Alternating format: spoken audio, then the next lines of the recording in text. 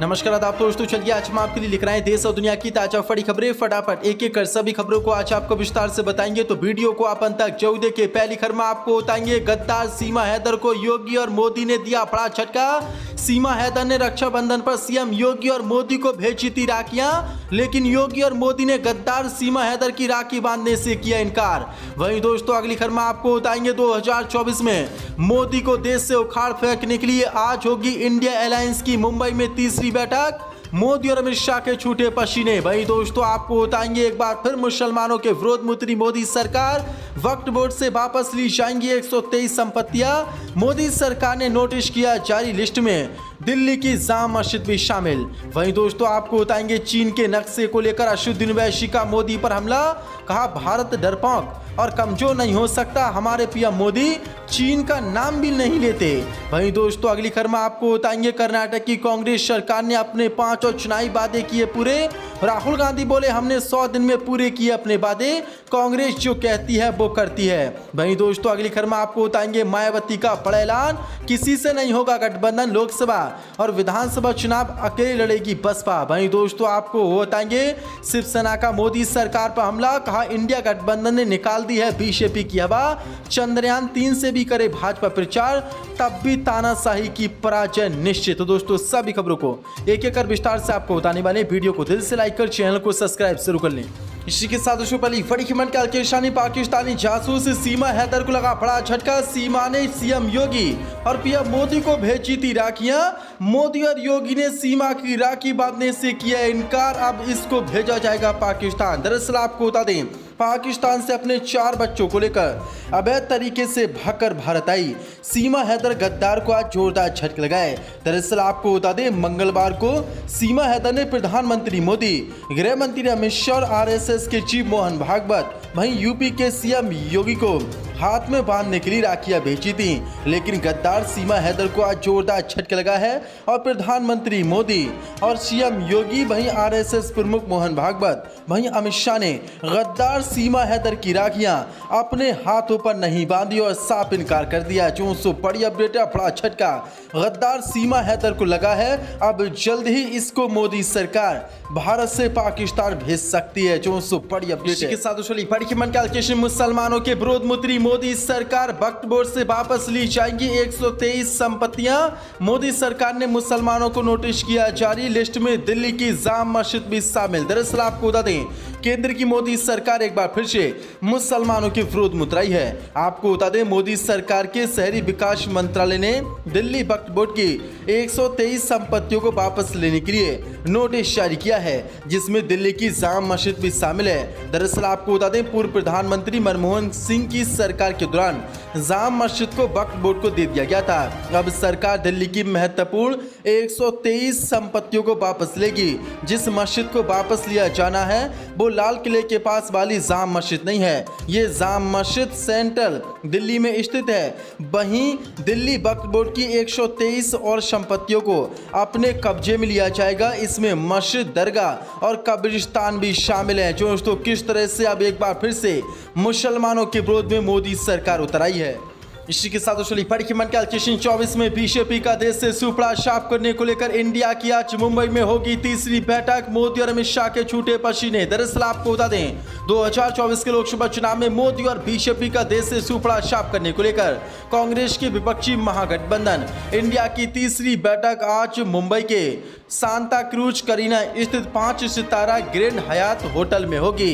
बैठक में आने वाले नेताओं के लिए होटल में कुल 150 कमरे बुक किए गए हैं। इंडिया अलायंस की बैठक के लिए सही विपक्षी नेता पहुंच चुके हैं, जिसमें कांग्रेस अध्यक्ष मल्लिकार्जुन खड़गे, राहुल गांधी, सोनिया गांधी, वहीं तमिलनाडु के सीएम एम.के. स्टालिन, दिल्ली के सीएम अरविंद केजरीवाल, भगवंत मान, ममता बनर्जी, सीएम नीतीश कुमार, महबूब मुफ्ती और अखिलेश यादव सभी दिल्ली पहुंच चुके हैं। जानकारी के लिए आपको बता दें आज 31 अगस्त को शाम 6 बजे से 8:30 बजे तक ये बैठक होगी। वहीं दूसरे दिन यानी कि 1 सितंबर को सुबह 10:30 बजे से दोपहर 2 बजे तक इंडिया अलायंस की बैठक होगी। इसमें मोदी सरकार को उखाड़ फेंकने के लिए बड़े ऐलान किए जा सकते हैं, जिसके बाद मोदी और अमित शाह समेत भाजपा की नींद उड़ गई है। इसी के साथ बड़ी मन के श्री मायावती का बड़ा ऐलान, बोली बीएसपी अपने दम पर लड़ेगी लोकसभा और विधानसभा चुनाव। दरअसल आपको बता दें बहुजन समाज पार्टी की मुखिया मायावती ने विपक्षी गठबंधन इंडिया में शामिल होने की चर्चाओं को पूरी तरह खारिज करते हुए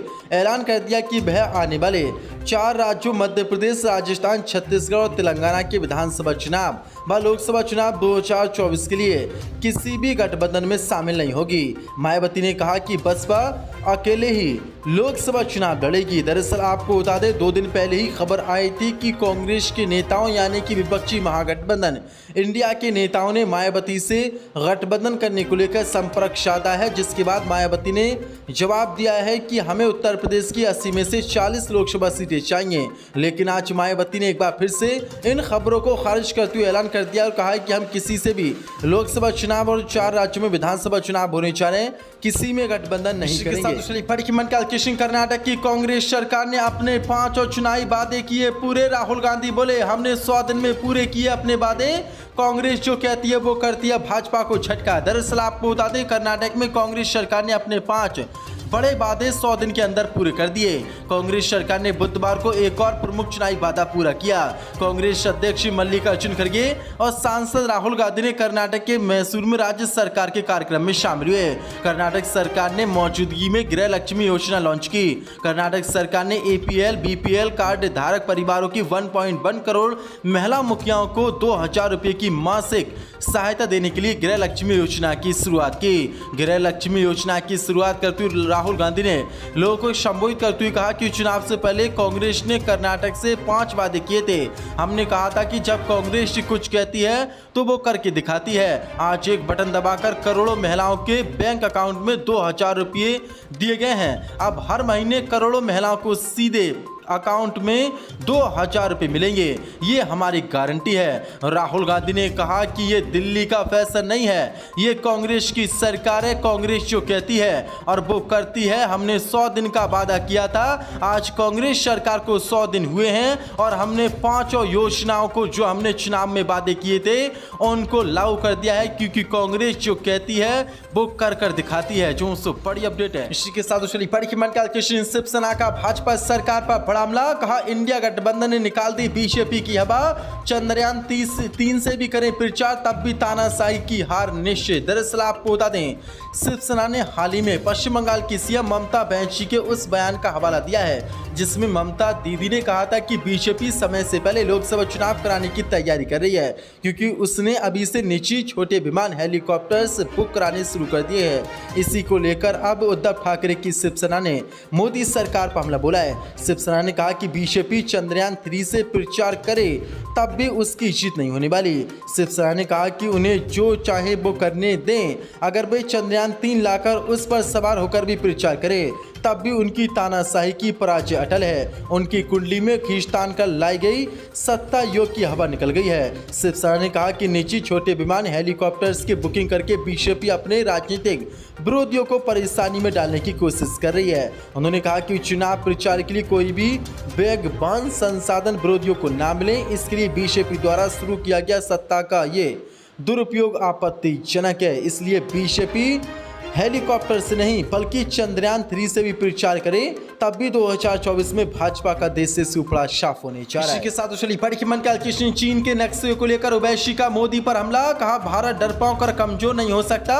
हमारे पीएम मोदी चीन का नाम भी नहीं लेते। दरअसल आपको बता दें, चीनी नक्शे से जुड़े विवाद पर AIMOM चीफ अशुद्ध ओवैसी ने मोदी सरकार पर बड़ा हमला बोला है। ओवैसी ने मोदी सरकार के कामकाज पर सवाल उठाते हुए पीएम मोदी से सवाल पूछा कि अब क्या चीनी सैन्य खतरे का अलार्म बजाएंगे तब आप जागेंगे।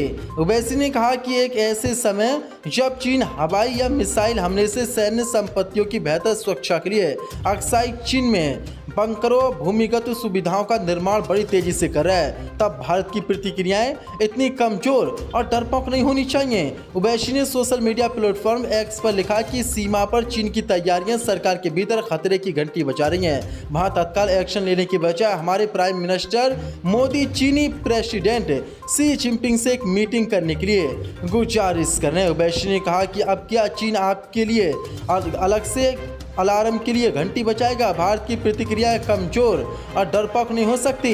हमारे पीएम आज तक चीन पर कुछ नहीं बोले और चीन का नाम लेने से भी डरते हैं। दरअसल आपको बता दें, चीन ने अभी एक नक्शा जारी किया था जिसमें चीन ने दावा किया था कि भारत का जो अरुणाचल प्रदेश और अक्साई चीन है वो चीन का हिस्सा है। अब इसी को लेकर ओवैसी ने ये मोदी सरकार पर जोरदार हमला बोला है और मोदी सरकार को डरपोक बताया।